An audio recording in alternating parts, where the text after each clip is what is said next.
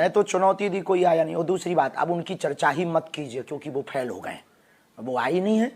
हमने तो उनको किराया देने की बात की थी, हमने उनकी सुरक्षा की बात की थी, और हम मध्य प्रदेश में नहीं है, छत्तीसगढ़ में 3rd जगह बुलाया था, ना उनकी जगह ना हम अपनी जगह, 3rd जगह बुलाया था। अब वो आई नहीं है तो उनकी बात ही मत कीजिए, ऐसे भगोड़ों लोगों की क्या बात करनी है। अरे शास्त्री जी, अच्छा उनकी बात चलिए बाद में करेंगे, मैं तो पहले आपके विषय में दर्शकों के बात आपकी परिचय पहुंचाना चाहता हूं। धीरेन्द्र कृष्ण शास्त्री जी कथावाचक हैं, आप भगवत कथा सुनाते हैं, राम कथा सुनाते हैं, आप चमत्कार करते हैं, कोई जादू करते हैं, तो जरा अपने बारे में बता दीजिए थोड़ा। हम देखो बागेश्वर बालाजी के सेवादार हैं, हमारी 3 पीढ़ियों से परंपरा से दरबार लग रहा है। हम कोई चमत्कार नहीं करते हैं। जिस प्रकार माता पिता अपने पुत्र की बीमारी पर मंगल कामना करता, उसी प्रकार गुरु होने के नाते हमारे लोग अपने श्रद्धा से आते हैं। हम किसी को बुलाते नहीं, हम किसी से दक्षिणा नहीं लेते हैं, हम किसी को बैठाते नहीं, हम किसी को दावा नहीं करते कि हमारे यहाँ आने से तुम्हारा कैंसर ठीक हो जाएगा। ये प्रश्न आप लोगों को एक बार वो उन लोगों से भी पूछना चाहिए जो जल में कोढ़ रोग ठीक कर देते हैं, सिर्फ जल का छींटा मारने में। लेकिन आप सबको दिक्कत है सनातन से। तो देखो भाई, अगर लोग चर्चा कर रहे हैं तो उनको कहिएगा कि आप बागेश्वर बालाजी के दरबार में जाइए। अभी कल तक और दरबार है, परसों मत कहना कि धीरेन्द्र कृष्ण शास्त्री जी भाग गए, धीरेन्द्र कृष्ण शास्त्री जी ने चुनौती स्वीकार नहीं की, धीरेन्द्र कृष्ण शास्त्री जी ने सनातन के ऊपर टारगेट कर दिया। कल और दरबार है, दूध का दूध पानी का पानी आज बालाजी ने कर दिया है। वो आपके चैनल ने भी दिखाया, और नहीं दिखाया तो तुम्हें सौगंध है, दिखाओ। नहीं शास्त्री जी, मैंने आपको जैसे पहले कहा, हमने दिखाया आपके दरबार में जो होता है, और मैं ये बात आप सामने बैठे इसलिए नहीं कह रहा हूं, लेकिन बहुत बार हमने देखा है ऐसा होता हुआ कि कई बार जो कुछ मिशनरी लोग होते हैं वो ईसा मसीह के नाम पर कोई चमत्कार करने का दावा करते हैं, किसी की गरीबी दूर करने का, किसी की बीमारी दूर करने का, वो सब ढोंग पाखंड भी दिखाया है हमने ये भी दिखाया है कई बार किसी मजार पर कैसे किसी का भूत प्रेत उतारने की बात होती है।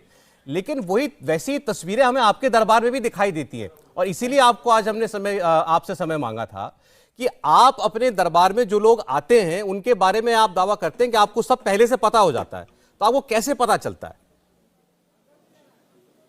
हमने आपको ऐसा वीडियो दिखाई है जो हम दावा करते हैं? गलत है। अभी आपने हमारे बारे में समझे ही नहीं, पहले आप हमारे बारे में पढ़िए, हमारे बहुत वीडियो देखिएगा, तब आपको समझ में आएगा। हमने कोई दावा नहीं किया। हमारा डिस्क्लेमर रहता है कि हम तो ईश्वर से प्रार्थना करते हैं, और उस प्रार्थना में इतनी ताकत है कि हमें आभास होने लगता तो हम बता देते हैं। दावा अभी भी नहीं है, लेकिन आज झंडा तो गाड़ दिया है।